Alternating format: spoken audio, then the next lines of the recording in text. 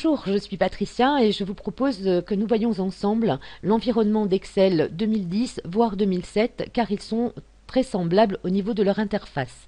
Nous avons donc ici la barre de titre qui, lorsque nous sommes sur un classeur qui a déjà été enregistré, montre le nom de ce classeur. Nous avons ensuite sur la partie droite la case réduire, la petite case système réduire, la petite case système pour mettre en plein écran et la case la croix pour fermer le logiciel. Vous avez ici en dessous réduire la fenêtre. Là c'est pour réduire la fenêtre du travail en cours, c'est-à-dire du classeur en cours. On voit bien ici que le classeur est nommé. Ici vous pouvez le remettre en plein écran, l'agrandir ou le fermer. Nous souhaitons regarder en premier le menu fichier. Ce menu fichier, qui est un onglet en réalité, puisque maintenant nous ne sommes plus sur un menu, mais sur un ruban qui comporte des onglets. Cet onglet fichier nous permettra de faire les manipulations les plus courantes, et comme enregistrer, enregistrer sourd, faire un nouveau classeur, imprimer, enregistrer et envoyer soit par mail ou enregistrer par exemple en PDF, et pour accéder également à toutes les options de notre logiciel. Ici, nous allons déjà aller sur Options tout de suite, parce que comme vous le voyez à l'écran, moi j'ai mis l'onglet Développeur et il n'est pas par défaut lorsque vous ouvrez pour la première fois Excel 2010 ou Excel 2007. Alors pour Excel 2007, vous allez sur Options et vous le trouverez directement ici dans la partie générale. Pour Office 2010, il vous faut aller dans Personnaliser le ruban et là vous allez trouver une petite case à cocher avec tous les onglets que vous voulez ou ne voulez pas faire apparaître sur le ruban. Voilà, vous pouvez le cocher. Et nous allons valider par OK. Donc nous avons différents onglets, accueil, insertion, mise en page, formule, données, révision, affichage, développeur. Je les ai tous cochés. Chaque onglet comporte des groupes. Le groupe presse-papier, police, alignement, nombre, style, cellule et édition pour l'onglet accueil. Nous verrons sur chaque onglet, nous allons avoir des groupes qui correspondent bien entendu au nom de l'onglet. Dans chaque groupe, vous allez trouver des icônes qui correspondent à ce groupe. Exemple ici, tout ce qui concerne la police d'un document, ici, ou dans le classeur, ou ici, tout ce qui va correspondre aux alignements. Parfois, dans certains groupes, vous trouverez des boîtes de dialogue qui sont lancées par ce lanceur de boîtes de dialogue. C'est à vous à cliquer dessus, et là, vous allez voir une ancienne boîte de dialogue que vous connaissez si vous utilisez déjà les anciennes versions d'Excel. Elles sont souvent très proches, donc vous ne serez pas perdu.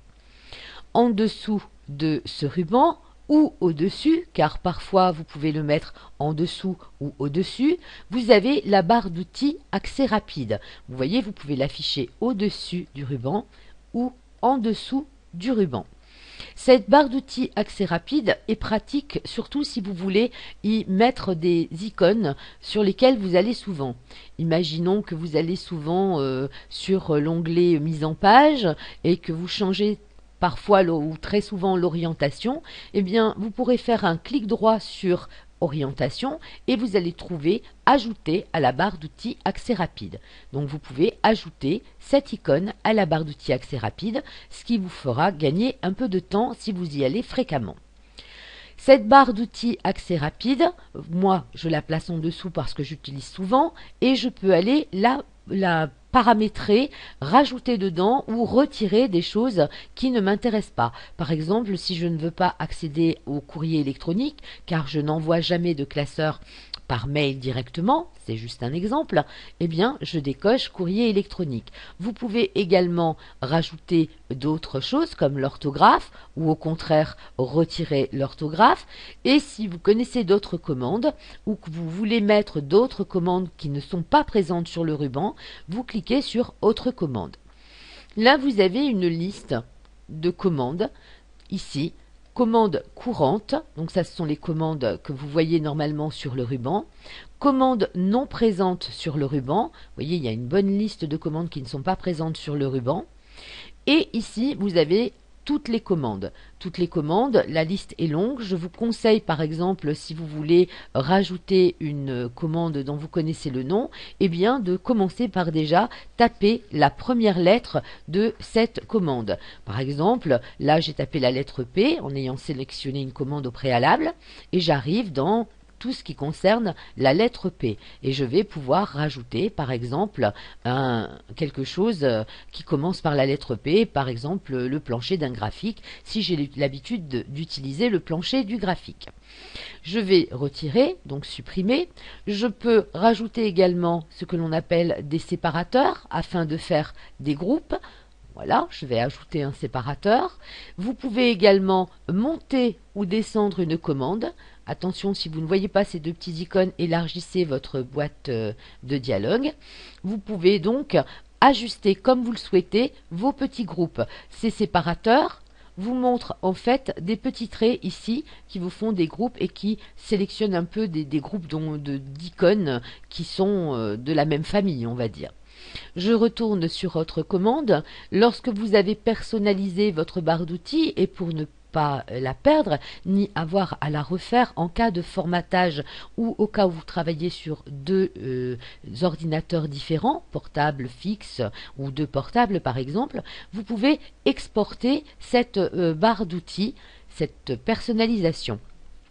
Alors l'exportation en fait va avoir l'extension Exported UI, donc en fait c'est l'exportation interface utilisateur. Bien, je vais l'enregistrer. Donc voilà, j'ai enregistré mon fichier. Je vais valider par OK. Je vais supprimer quelques icônes comme ouvrir, rétablir. Je vais enlever celui-ci, je vais le supprimer de la barre d'accès rapide et je vais lui demander de réimporter tout simplement. Alors je retourne sur autre commande, je vais sur importer, exporter, importer un fichier de personnalisation, je vais aller sur mon bureau et là j'ai bien mon personnalisation exported UI. Donc je clique dessus, je valide remplacer toutes les personnalisations existantes du ruban et je dis oui. Je valide par OK. Voyez, mon ruban est à nouveau tel que je l'avais conçu au préalable. Si vous souhaitez gagner un peu de place au niveau de votre feuille de calcul, vous pouvez masquer en fait le ruban. Il vous suffit de faire un double clic sur l'onglet et là vous avez masqué votre ruban. Lorsque vous travaillez dans votre feuille, si vous approchez et que vous cliquez une seule fois sur l'onglet accueil, vous allez pouvoir par exemple mettre en gras, en souligner, en changer la couleur de la police, faire un centré et lorsque vous cliquerez à nouveau dans votre feuille, le ruban se masquera à nouveau. Pour le faire réapparaître, vous pouvez faire tout simplement un double clic sur cet onglet et il réapparaît avec donc tous ces onglets. Vous avez également cette même possibilité qui est ici. Vous pouvez réduire le ruban. De la même manière, lorsque vous approchez d'un onglet, vous allez pouvoir en fait le faire apparaître. Lorsque vous cliquez dans votre feuille, il disparaît. Vous voulez le figer à nouveau, vous cliquez une fois de plus dessus, sur ce petit chevron. Ici, vous allez trouver la zone nom. Nous allons le voir sur un classeur dans lequel j'ai déjà travaillé. Voilà. Si je me positionne ici en A4, apparaîtra le nom de la cellule. Ici, nous avons les en-têtes de colonne, les en-têtes de ligne et ici, les cellules sur notre feuille. Lorsque je clique sur A6, je vois bien A6 apparaître. Donc vous verrez à chaque fois le nom de la cellule qui est sélectionnée. La cellule sélectionnée est d'ailleurs entourée d'un petit cadre noir. Lorsque vous déroulez ici, si vous voyez d'autres choses que le nom de la cellule, eh bien c'est que vous avez désigné des plages de cellules. Donc voilà par exemple désignation, si je veux aller directement à ma plage de désignation, je l'ai fait et du coup je peux y accéder rapidement. De la même manière j'ai fait une plage pour aller à montant. Ça ce sont des noms qui ont été définis par l'onglet formule, ici définir un nom. Lorsque vous souhaitez saisir quelque chose dans une cellule, ici je vais mettre un chiffre, vous voyez j'ai trois petites choses qui apparaissent ici. Vous avez la croix qui sert à annuler la saisie en cours ou si je veux par exemple modifier ce tarif, eh bien je clique sur cette petite croix. Tant que je n'ai pas validé, eh bien je n'aurai pas changé le montant qui se trouve dans ma cellule. Lorsque je veux saisir quelque chose par exemple, et que je veux le valider, je peux utiliser la touche entrée du clavier. Lorsque j'utilise la touche entrée du clavier, je vais aller soit vers la droite, soit descendre vers le bas. Tout dépend comment l'on a paramétré son logiciel. Ici, si par exemple je veux valider un autre chiffre sans bouger de cellule, eh bien je valide avec cette touche entrée ici, cette petite coche verte. Là, vous allez avoir l'assistant de fonction qui permet d'insérer des fonctions. Vous avez ici toutes les fonctions qui sont utilisables dans Excel. On ne les verra pas toutes, c'est certain, mais on verra rapidement les plus utilisées. Voilà pour ces trois petites choses ici. Là, je vais supprimer les données. Nous arrivons ici à ce que l'on appelle la barre de formule. Barre de formule, elle porte le nom de barre de formule, mais en même temps, c'était aussi le contenu de la cellule. Si je clique sur une autre cellule, je vois bien le montant mis dans la cellule. Attention, vous voyez le montant, mais pas le montant mis en forme. Ici, vous voyez bien les euros. Là, vous voyez le chiffre tel qu'il a été saisi au départ. Si vous vous mettez sur un endroit qui contient une formule, vous verrez la formule. Là, par exemple, j'ai la somme, qui est une fonction, de toute ma colonne de chiffres. D'ailleurs, si vous double-cliquez dessus, vous voyez bien que ce qui a été pris en compte. Cette barre de formule, si par exemple vous avez écrit sur 2 lignes, si le texte est très court, ça va, vous pouvez le voir en entier. S'il est très long, eh bien vous allez devoir développer votre barre de formule. Vous pouvez le faire, elle est ici, et d'ailleurs vous pouvez même l'agrandir autant que vous le souhaitez. Il suffit de recliquer pour qu'elle reprenne sa forme initiale. En dessous de cette barre de formule, vous avez toujours, comme dans Word, un petit fractionnement que vous pouvez faire pour fractionner votre fichier, c'est-à-dire que votre fichier, vous pouvez voir par exemple une partie de votre fichier en haut, une partie en bas, et ce qui vous permettra en fait, si vous avez un tableau par exemple très long, de le voir sur 2 parties de votre écran. On verra qu'il y a aussi d'autres possibilités, c'est de fractionner vraiment en affichage 4 positions. Voilà pour notre fractionnement. Je vais double-cliquer dessus et il va se repositionner lui aussi à son état initial. Vous avez l'ascenseur vertical, l'ascenseur horizontal. L'ascenseur vertical, vous pouvez l'utiliser également, là on voit les lignes de 1 à 34, c'est-à-dire que je vois une feuille une partie de la feuille. Si j'utilise les petites flèches pour page suivante, page précédente, je vais descendre à la page suivante, je descends d'un écran en fait. Si je remonte d'un écran. Pour les lignes, si vous souhaitez connaître le nombre de lignes d'un classeur et le nombre de colonnes d'un classeur, il y a une manipulation très simple à effectuer. Vous allez en fait appuyer sur la touche contrôle et ne pas la lâcher et appuyer sur flèche basse. Et vous voyez que là, j'ai 65 536 lignes. Vous allez me dire, ça n'est pas possible. Vous êtes en 2010, vous devriez avoir beaucoup plus que ça. Oui, effectivement.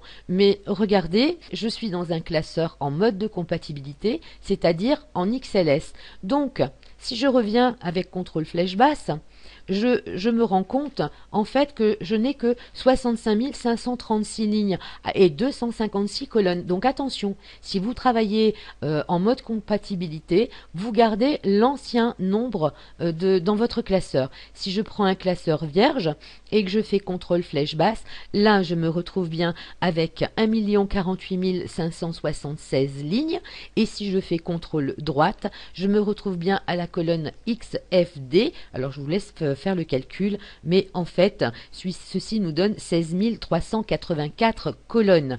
C'est quand même une sacrée différence entre le 2003, le 2007 et le 2010. Voilà, pour revenir, vous pouvez faire contrôle début, vous revenez tout de suite en A1.